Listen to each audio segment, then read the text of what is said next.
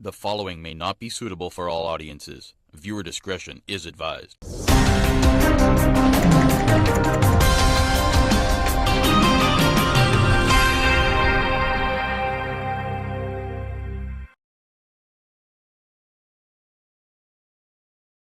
Massage therapist charged with sexual fondling of a 9-year-old girl. A 46-year-old massage therapist was granted $200,000 bail with surety when he appeared before a Chihuahua's magistrate charged with one count of sexual touching of a 9-year-old girl. The accused was also ordered by Magistrate Adrian Darmani to keep at least 100 feet away from the child. He will reappear before the court on April 19th.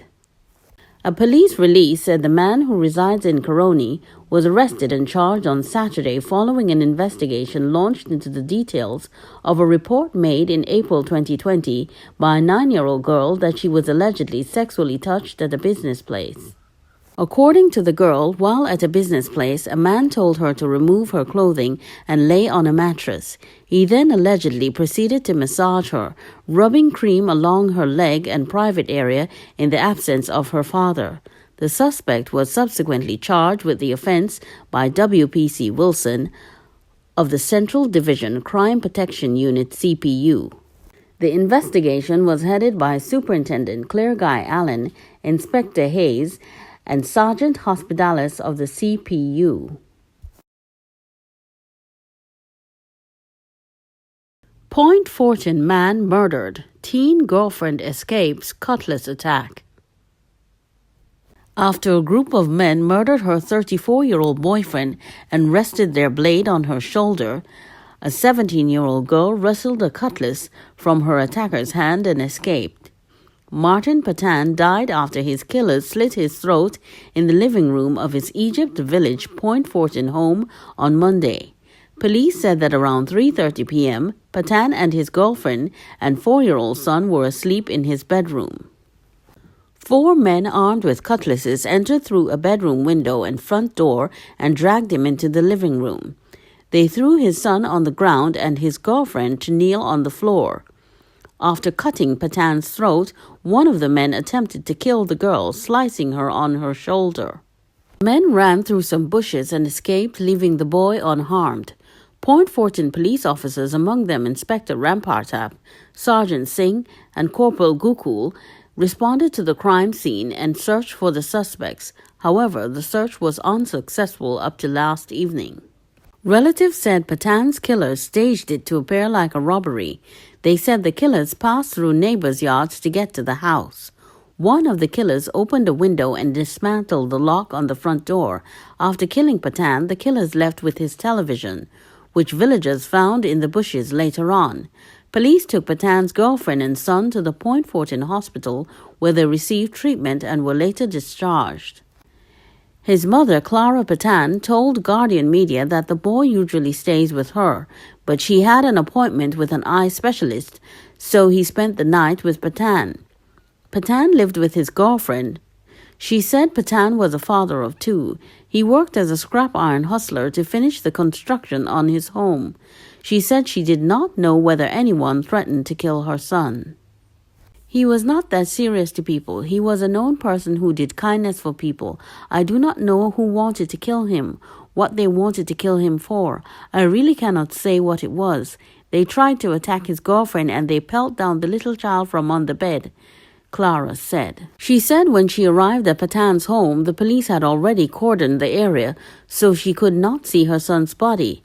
Clara said crime was getting worse and it is becoming unstoppable because there are not so many opportunities for people to earn an honest dollar.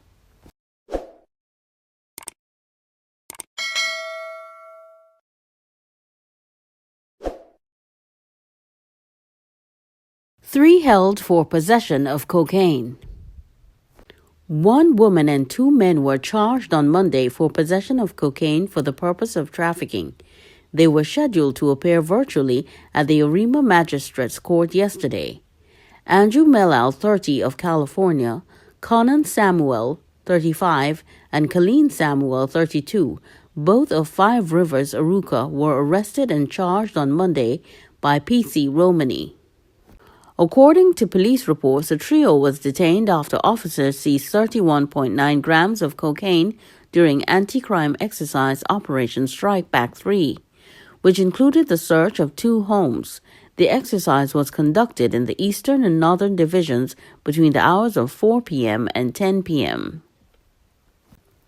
It was coordinated by ASP Coggins, Inspector Hiley, and supervised by Corporal Bedas and PC Morang. It also included members of the Northern Division Task Force, NDTF, Area Central, and the NDTF Intel team. Customs officials seize guns and ammunition at POS port.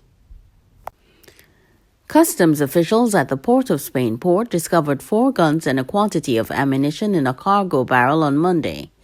According to police reports, around 8:45 a.m., a customs and excise officer examined the contents of a cargo barrel addressed to a female consignee of La Horquetta, Arima. A sealed bucket found among the barrel's contents was scanned and irregular objects were observed. The bucket, which was opened in the presence of the consignee, contained a black sticky substance. A rod was used to remove a black plastic bag from the bucket, which contained packages wrapped in transparent plastic.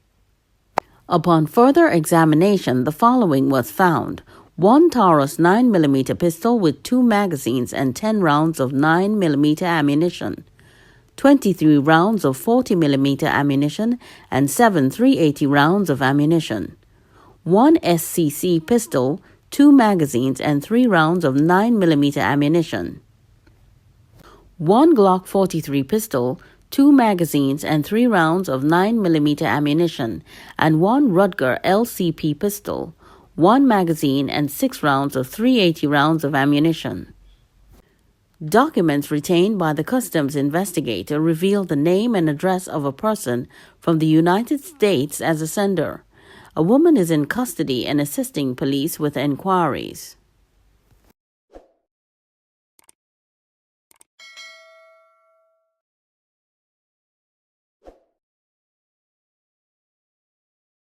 Missing Pinal man found dead in drain. A Pinal man who had been reported missing since March 13th was found dead in a drain on Tuesday afternoon. Police reported that around 1 p.m., a passerby saw the body of Vernon Ganja, 35, lying face down in a drain along Scotts Road, Pinal. His brother Sundar Ganja later identified his body. Vernon was a mechanic and lived at Snail Trace, which is nearby. Police said his family said he was an alcoholic and suffered from epilepsy.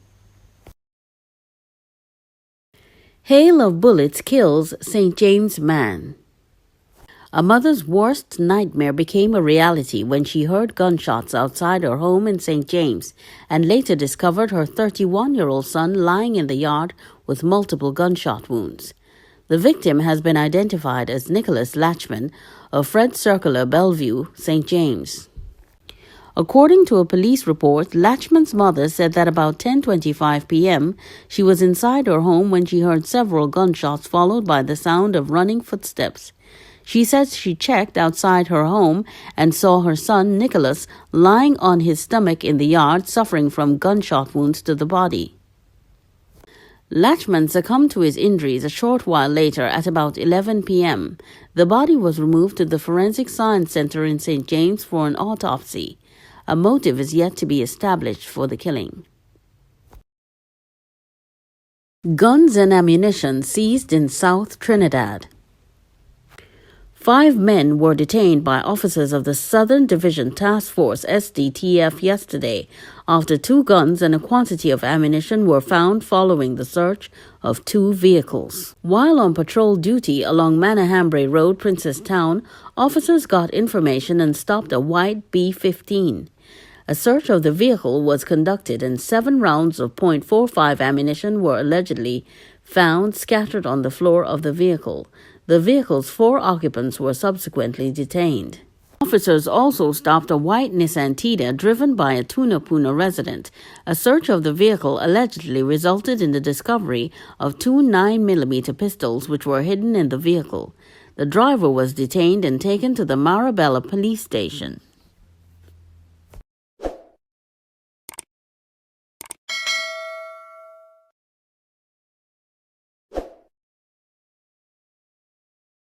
Matthew Sookoo's autopsy to be done on Wednesday. The autopsy on Cedro's teen Matthew Sookoo will be done on Wednesday morning. Sookoo, 14, fell overboard in a boat accident on Saturday at Cedro's Bay. The Coast Guard found his body on Monday morning. His friends, family, and other residents at the Fullerton community in Cedros have been distraught. His body was taken to the Forensic Science Center in St. James and was tested for COVID-19 on Tuesday morning. A relative told Newsday they were told Matthew's clothing was not enough evidence to identify his body, but were able to do so after pointing out a scar on his leg. No final funeral arrangements have yet been made, but relatives say it may take place on Thursday.